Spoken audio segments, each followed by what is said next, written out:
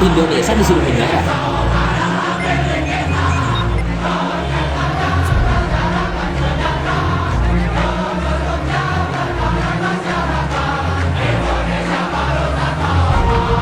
Percaya deh, yang minta begitu pasti bukan orang Indonesia. Kalaupun orang Indonesia, berarti sudah keracunan asing. Atau ya memang orang Indonesia, berarti dia tidak mengerti keindonesiaan.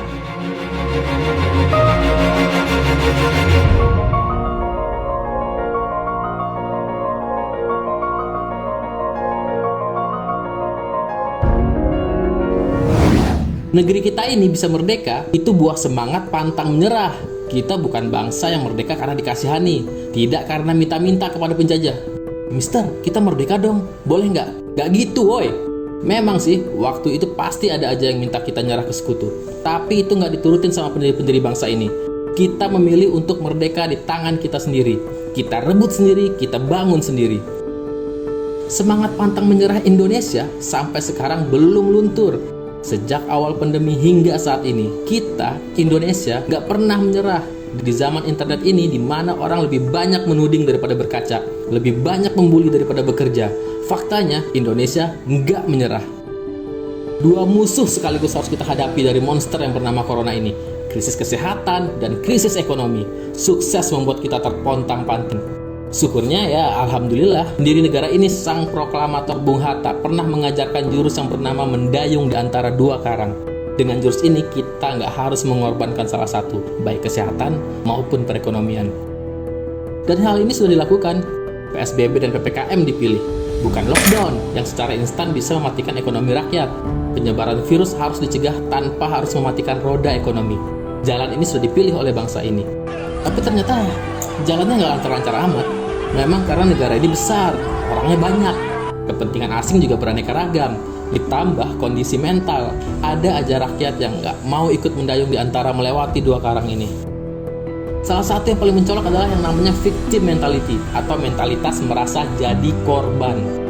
Gejala utamanya adalah selalu menyalahkan orang lain atau hal lain atas hal-hal buruk yang terjadi pada kita. Contohnya saja ya, nilai jelek, menyalahkan guru, masuk penjara, nyalahin polisi, hidup gagal, menyalahkan orang tua, menyalahkan istri, dan lain-lain. Banyak lah pokoknya. Coba didengar-dengar lagi, semuanya ada di sekitar kita. Dan tahu nggak yang paling gampang disalahin? Pemerintah. Iya, pemerintah. Semua bisa disalahin ke pemerintah, dan ajaibnya pemerintah pasti selalu bisa disalahin. Namanya jadi pemerintah ya, memang setiap kebijakan nggak bisa menyenangkan semua orang. Ada langkah, ada risiko yang harus diambil. Dan karenanya lagi, pemerintah harus terima dibully terus-menerus. Karena kalau sampai pemerintah melawan, akan dianggap zalim, lalim, tirani. Berat ya jadi pemerintah? Ya iya, tapi ya itu resikonya. Apalagi kita demokrasi, ya nggak? Mengkritik pemerintah itu tuh boleh aja, malah harus. Karena pemerintah memang harus dikritik. Karena kekuasaan tanpa pengawasan memang benar akan jadi malapetaka. Tapi ya kita harus waspada. Selain mengkritik, harus sambil berbuat. Mengkritik juga harus kita niatkan untuk kemajuan bangsa kita, bukan malah menghancurkan bangsa. Dalam kondisi krisis saat ini, banyak banget yang mau menumpangi dengan agenda-agenda politik atau agenda-agenda asing yang memang nggak mau Indonesia ini maju. Kita harus bijak lagi pilih-pilih. Isu mana yang benar, mana yang hoax, mana yang untuk kebaikan bangsa, dan mana yang mau memecah persatuan Indonesia. Sekarang kita balik deh ke isu menyerah ini. Kebayang nggak kalau presiden disuruh menyerah? Setelah perjuangan panjang melelahkan, malah menyerah. Negara akan menjadi kacau, politik hancur, ekonomi hancur, kesehatan apalagi. Nggak ada stabilitas. Ini jelas-jelas menghancurkan negara. Presiden mau nggak mau harus diganti. Diganti dengan siapa? Wakil presiden? Atau dengan lawan politik yang kualitasnya mungkin lebih baik? Ini jelas bukan jalan keluar, dan menyerah jelas bukan jalan ninja bangsa ini. Tapi juga memiliki mentalitas korban tentu nggak terhindarkan lah di situasi hari ini. Siapa sih yang nggak stres dengan kondisi sekitar saat ini? Bahkan kita sendiri dan keluarga kita mungkin adalah korban pandemi. Tapi dengan ikut kampanye menghancurkan negara dengan menyuruh presiden menyerah bukanlah solusi. Bukan solusi untuk kita. Justru kita butuh ketenangan jiwa untuk meningkatkan imun. Yang dibutuhkan negara hari ini adalah persatuan. Kritik yang membangun, bukan malah membantu musuh negara dan lawan politik yang mau memancing di air keruh untuk mengambil alih kekuasaan. Pesimisme dan racun-racun yang ditanamkan mereka justru akan memperburuk imun kita.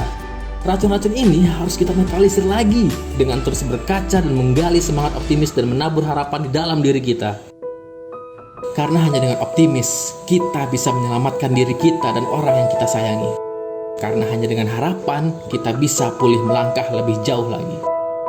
Hiduplah Indonesia Raya. Indonesia tanah air beta, pusaka abadi nan jaya.